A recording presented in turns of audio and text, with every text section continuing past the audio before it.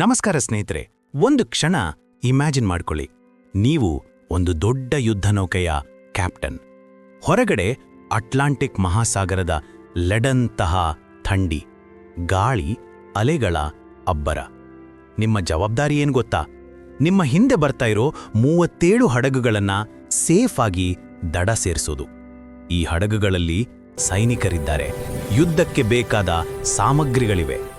ಆದರೆ ಸಮುದ್ರದ ಆಳದಲ್ಲಿ ನಿಮ್ಮನ್ನೇ ಬೇಟೆಯಾಡಲು ಕಾಯ್ತಾ ಇವೆ ಜರ್ಮನಿಯ ಜಲಾಂತರ್ಗಾಮಿಗಳು, U boats. Welcome to the world of Greyhound. 2020ರಲ್ಲಿ ರಿಲೀಸ್ ಆದ ಈ ಚಿತ್ರಕ್ಕೆ IMDbಯಲ್ಲಿ 7.0 ರೇಟಿಂಗ್ ಇದೆ. ಈ ಚಿತ್ರದ ಹೀರೋ ಮಾತ್ರ ಅಲ್ಲ, ಸ್ಕ್ರೀನ್ ಪ್ಲೇ ಬರ್ದಿರೋದು ಕೂಡ ಟಾಮ್ ಹ್ಯಾಂಕ್ಸ್ ಅವರೇ. ಇದು ಕೇವಲ ಒಂದು ವಾರ್ ಮೂವಿ ಅಲ್ಲ, ಇದೊಂದು ಲೀಡರ್ಶಿಪ್, ಧೈರ್ಯ ಮತ್ತು ಮಾನವೀಯತೆಯ ಕಥೆ ಶುರುವಾಗೋದು 1942ರಲ್ಲಿ ಫೆಬ್ರವರಿ ತಿಂಗಳು. ವರ್ಲ್ಡ್ ವಾರ್ II ನಡೀತಿದ್ದ ಸಮಯ.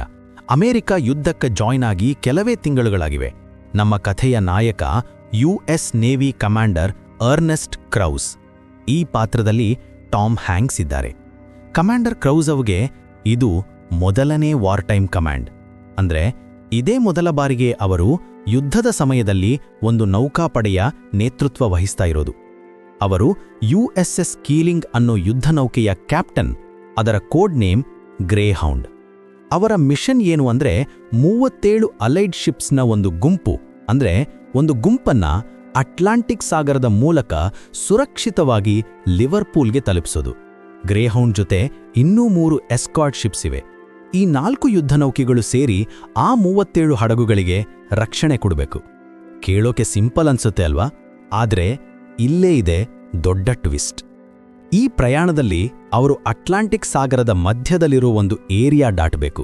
ಅದಕ್ಕೆ ಕರೆಯೋ ಹೆಸರು ದ ಬ್ಲ್ಯಾಕ್ ಪಿಟ್. ಯಾಕೆ ಈ ಹೆಸರು ಅಂದ್ರೆ, ಆ ಜಾಗದಲ್ಲಿ ಅಲೈಡ್ ಫೋರ್ಸಸ್ನ ಏರ್ ಕವರ್ ಸಿಗಲ್ಲ. ಅಂದ್ರೆ ಆಕಾಶದಿಂದ ಯಾವುದೇ ವಿಮಾನದ ಸಹಾಯ ಸಿಗೋದಿಲ್ಲ. ಈ ಬ್ಲ್ಯಾಕ್ ಪಿಟ್ ಜರ್ಮನ್ ಯು-ಬೋಟ್ಗಳ ಹಂಟಿಂಗ್ ಗ್ರೌಂಡ್. ತೋಳುಗಳ ಗುಂಪು ಹೇಗೆ ಒಟ್ಟಾಗಿ ಬೇಟೆಯಾಡುತ್ತೋ ಹಾಗೆ ಈ ಯು-ಬೋಟ್ಗಳು ಗುಂಪಾಗಿ ಬಂದು ಹಡಗುಗಳ ಮೇಲೆ ಅಟ್ಯಾಕ್ ಮಾಡುತ್ತವೆ. ಅದಕ್ಕೆ ಅವುಗಳಿಗೆ ವುಲ್ಫ್ ಪ್ಯಾಕ್ಸ್ ಅಂತಾನೂ ಕರೀತಾರೆ. ಕ್ರೌಸ್ ಅ ಕರಿಯರ್ ಆಫೀಸರ್. ತುಂಬಾ ವರ್ಷಗಳಿಂದ ನೀವಿಲ್ಲೇ ಇದ್ರೂ ಅವರಿಗೆ ಕಾಂಬ್ಯಾಟ್ ಎಕ್ಸ್ಪೀರಿಯನ್ಸ್ ಇರೋದಿಲ್ಲ. ಆತ ಒಬ್ಬ ಧರ್ಮಭೀರು. ಪ್ರತಿ ಊಟಕ್ಕೂ ಮುಂಚೆ ಪ್ರಾರ್ಥನೆ ಮಾಡೋ ವ್ಯಕ್ತಿ. ಅವರ ಒಳಗಡೆ ಒಂದು ಭಯ, ಒಂದು ಸೆಲ್ಫ್ ಡೌಟ್ ಇದ್ದೇ ಇರತ್ತೆ. ನನ್ನಿಂದ ಇದು ಸಾಧ್ಯನಾ? ಇಷ್ಟು ಜನ ಜೀವ ನನ್ನ ಕೈಯಲ್ಲಿದೆ, ನಾನು ಕಾಪಾಡಬಲ್ಲನಾ ಅನ್ನೋ ಪ್ರಶ್ನೆ ಅವರನ್ನ ಕಾಡ್ತಾ ಇರತ್ತೆ. ಕಾನ್ವಾಯ್ ಬ್ಲ್ಯಾಕ್ ಪಿಟ್ ಎಂಟರ್ ಆದ ತಕ್ಷಣನೇ ಅಸಲಿ ಹಾಕ್ಸ್ ಶುರುವಾಗತ್ತೆ. ಸೋನಾರಲ್ಲಿ ಪಿಂಗ್ ಪಿಂಗ್ ಅನ್ನೋ ಸೌಂಡ್ ಕೇಳಿಸ್ತಿದ್ದಂತೆ ಇಡೀ ಶಿಪ್ ಅಲರ್ಟ್ ಆಗತ್ತೆ. ಎಲ್ಲೋ ಹತ್ರದಲ್ಲೇ ಯು-ಬೋಟ್ ಇದೆ ಅಂತ ಅರ್ಥ.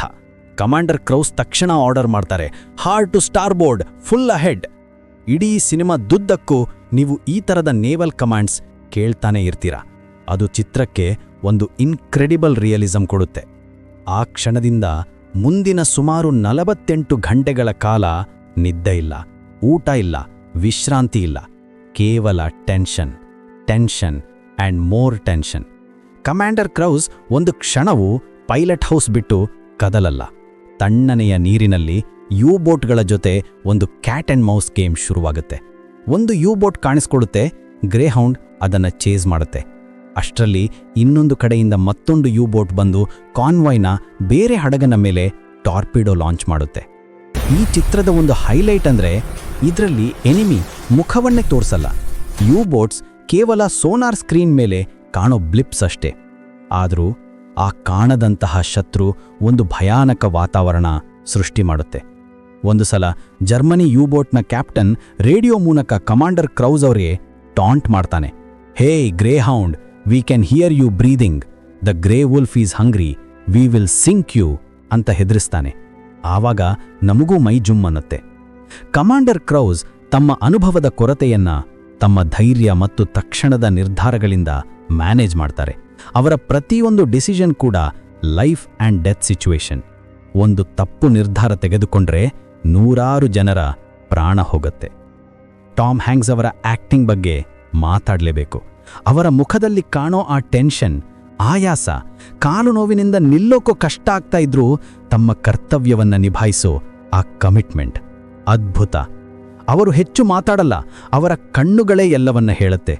ಒಂದು ಸೀನ್ ಇದೆ, ಅವರ ಪರ್ಸನಲ್ ಅಟೆಂಡೆಂಟ್ ಜಾರ್ಜ್ ಕ್ಲೀವ್ಲೆಂಡ್ ಊಟ ತಂದು ಕೊಡ್ತಾನೆ. ಆದರೆ ಕ್ರೌಸ್ಗೆ ತಿನ್ನೋಕೆ ಟೈಮ್ ಇರಲ್ಲ. ಜಸ್ಟ್ ಕಾಫಿ ಅಂತಾರೆ. ಸ್ವಲ್ಪ ಹೊತ್ತಿನ ನಂತರ ಕ್ಲೀವ್ಲೆಂಡ್ ಬಂದು, sir, your meal is getting cold ಅಂತಾನೆ. ಅದಕ್ಕೆ Krause, so is the Atlantic Cleveland ಅಂತ ರಿಪ್ಲೈ ಮಾಡ್ತಾರೆ. ಈ ಸಣ್ಣ ಸಂಭಾಷಣೆ ಅಲ್ಲಿನ ಪರಿಸ್ಥಿತಿಯ ಗಂಭೀರತೆಯನ್ನು ತೋರಿಸುತ್ತೆ. ಚಿತ್ರದ ಪ್ರೊಡಕ್ಷನ್ ಕೂಡ ಟಾಪ್ ನಾಚ್. ಸಮುದ್ರದ ದೃಶ್ಯಗಳು, ಹಡಗುಗಳ ಚಲನವಲನಗಳು, torpedo attacks, depth charge explosions ಎಲ್ಲವನ್ನೂ ತುಂಬ ರಿಯಲಿಸ್ಟಿಕ್ ಆಗಿ ಕಟ್ಟಿಕೊಟ್ಟಿದ್ದಾರೆ. ನೀವು ಮೂವಿ ನೋಡ್ತಾ ಇದ್ರೆ ನೀವೇ ಆ ಗ್ರೇಹೌಂಡ್ ಹಡಗಿನ ಬ್ರಿಡ್ಜ್ ಮೇಲೆ ನಿಂತು ಆ ಚಳಿಯಲ್ಲಿ, ಆ ಟೆನ್ಷನ್ನಲ್ಲಿ ಭಾಗಿಯಾದ ಹಾಗೆ ಫೀಲ್ ಆಗತ್ತೆ. ಈ ಚಿತ್ರವನ್ನ ಮೂಲತಃ ಥಿಯೇಟ್ರಿಕಲ್ ರಿಲೀಸ್ಗೆ ಪ್ಲಾನ್ ಮಾಡಲಾಗಿತ್ತು. ಆದರೆ ಕೋವಿಡ್-19 ಪ್ಯಾಂಡಮಿಕ್ಕಿಂದ ಸೋನಿ ಪಿಕ್ಚರ್ಸ್ ಇದನ್ನ ಆಪಲ್ ಟಿವಿ ಪ್ಲಸ್ಗೆ ಸುಮಾರು $70 ಮಿಲಿಯನ್ ಮಾರಾಟ ಮಾಡಿತು. ಆಪಲ್ ಟಿವಿ ಪ್ಲಸ್ನಲ್ಲಿ ರಿಲೀಸ್ ಆದಾಗ ಇದು ಆ ಸ್ಟ್ರೀಮಿಂಗ್ ಸರ್ವಿಸ್ಗೆ ಅತಿ ದೊಡ್ಡ ಓಪನಿಂಗ್ ವೀಕೆಂಡ್ ರಿಲೀಸ್ ಆಯಿತು. ಒಂದು ರೀತಿ ಸಮ್ಮರ್ ಬ್ಲಾಕ್ ಬಸ್ಟರ್ ತರಹ ರೆಸ್ಪಾನ್ಸ್ ಸಿಕ್ತು. ಈ ಚಿತ್ರದ ಹಾರ್ಟ್ ವಾರ್ಮಿಂಗ್ ಭಾಗ ಯಾವುದು ಅಂದ್ರೆ, ಕೇವಲ ಯುದ್ಧದ ದೃಶ್ಯಗಳಲ್ಲ, ಅದು ಕಮಾಂಡರ್ ಕ್ರೌಸ್ ಮತ್ತು ಅವರ ಕ್ರೂ ನಡುವಿನ ನಂಬಿಕೆ. ಶುರುವಾತಿನಲ್ಲಿ ಕ್ರೂ ಮೆಂಬರ್ಸ್ಗೆ ತಮ್ಮ ಹೊಸ ಕ್ಯಾಪ್ಟನ್ ಮೇಲೆ ಸ್ವಲ್ಪ ಅನುಮಾನ ಇರುತ್ತೆ. ಆದರೆ ಯುದ್ಧದ ತೀವ್ರತೆ ಹೆಚ್ಚಾದಂತೆ ಕ್ರೌಸ್ ಅವರ ಲೀಡರ್ಶಿಪ್ ನೋಡಿ ಅವರೆಲ್ಲರೂ ಅವರನ್ನ ಪೂರ್ತಿಯಾಗಿ ನಂಬಲು ಶುರು ಮಾಡ್ತಾರೆ. ಅಂತಿಮವಾಗಿ ಹಲವು ಹಡಗುಗಳನ್ನು ಕಳೆದುಕೊಂಡ್ರು, ಅನೇಕ ಜೀವಗಳನ್ನು ಬಲಿ ಕೊಟ್ಟರು. ಕಮಾಂಡರ್ ಕ್ರೌಸ್ ತಮ್ಮ ಕಾನ್ವಾಯ್ನ ಬ್ಲ್ಯಾಕ್ ಪಿಟ್ನಿಂದ ಪಾರು ಮಾಡ್ತಾರೆ. ಕೊನೆಗೂ ಬ್ರಿಟಿಷ್ ಏರ್ ಕವರ್ ಸಿಕ್ಕಾಗ ಇಡೀ ಕ್ರೂ ಒಂದು ನಿಟ್ಟುಸಿರು ಬಿಡುತ್ತೆ. ಕಳೆದ 50 ಗಂಟೆಗಳಿಂದ ಒಂದೇ ಸಮನೆ ನಿಂತಿದ್ದ, ಕಾಲುಗಳು ರಕ್ತ ಬರುವಷ್ಟು ನೋವಾದರೂ ಲೆಕ್ಕಿಸದ ಕ್ರೌಸ್ ಮೊದಲ ಬಾರಿಗೆ ಸ್ವಲ್ಪ ರಿಲ್ಯಾಕ್ಸ್ ಆಗ್ತಾರೆ. ಅವರ ಅಟೆಂಡೆಂಟ್ ತಂದುಕೊಟ್ಟ ಕಾಫಿಯನ್ನು ಕುಡಿತಾ ದೂರದಲ್ಲಿ ಕಾಣೋ ಬ್ರಿಟಿಷ್ ವಿಮಾನವನ್ನು ನೋಡ್ತಾರೆ. ಅವರ ಮುಖದಲ್ಲಿ ಗೆಲುವಿನ ಸಂಭ್ರಮ ಇರಲ್ಲ, ಬದಲಾಗಿ ಕಳೆದುಕೊಂಡ ಜೀವಗಳ ಬಗ್ಗೆ ನೋವು ಮತ್ತು ತಮ್ಮ ಜವಾಬ್ದಾರಿಯನ್ನು ನಿಭಾಯಿಸಿದ ಒಂದು ಸಣ್ಣ ಸಮಾಧಾನ ಮಾತ್ರ ಇರುತ್ತೆ. ಕೊನೆಗೆ ಇನ್ನೊಂದು ಬ್ರಿಟಿಷ್ ಹಡಗಿನಿಂದ ಮೆಸೇಜ್ ಬರುತ್ತೆ, ಗ್ರೇಹೌಂಡ್, ವೆಲ್ ಡನ್, ಕಾಂಗ್ರ್ಯಾಚುಲೇಷನ್ಸ್. ಆ ಒಂದು ಮಾತು ಕೇಳಿದಾಗ ಕ್ರೌಸ್ ಅವರ ಕಣ್ಣಂಚು ಒದ್ದೆ ಆಗತ್ತೆ. ಆ ದೃಶ್ಯ ನಿಜಕ್ಕೂ ಮನಸ್ಸಿಗೆ ನಾಟತ್ತೆ. ಸೊ ಗ್ರೇಹೌಂಡ್ ಕೇವಲ ಒಂದು ಆಕ್ಷನ್ ಪ್ಯಾಕ್ಡ್ ವಾರ್ ಮೂವಿ ಅಲ್ಲ, ಇದು ಒಬ್ಬ ಸಾಮಾನ್ಯ ವ್ಯಕ್ತಿ ಅಸಾಮಾನ್ಯ ಪರಿಸ್ಥಿತಿಯಲ್ಲಿ ಹೇಗೆ ಒಬ್ಬ ನಾಯಕನಾಗಿ ಹೊರಹೊಮ್ಮುತ್ತಾನೆ ಅನ್ನೋದರ ಕಥೆ. ಟಾಮ್ ಹ್ಯಾಂಕ್ಸ್ ಅವರ ಕರಿಯರ್ನ ಅತ್ಯುತ್ತಮ ಪರ್ಫಾರ್ಮೆನ್ಸ್ಗಳಲ್ಲಿ ಇದು ಕೂಡ ಒಂದು. ಈ ಚಿತ್ರದ ಪೇಸ್ ತುಂಬ ಫಾಸ್ಟ್ ಇದೆ.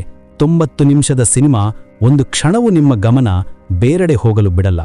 ನೀವು ಒಂದು ಗ್ರಿಪ್ಪಿಂಗ್, ಇಂಟೆನ್ಸ್ ಮತ್ತು ಎಮೋಷನಲಿ ಪವರ್ಫುಲ್ ಆಗಿರೋ ಮೂವಿ ನೋಡಬೇಕು ಅಂದ್ರೆ 2020ರ ಗ್ರೇಹೌಂಡ್ ಚಿತ್ರವನ್ನ ಖಂಡಿತವಾಗಿಯೂ ಮಿಸ್ ಮಾಡ್ಕೋಬೇಡಿ. ಇದು ಆಪಲ್ ಟಿವಿ ಪ್ಲಸ್ನಲ್ಲಿ ಲಭ್ಯವಿದೆ.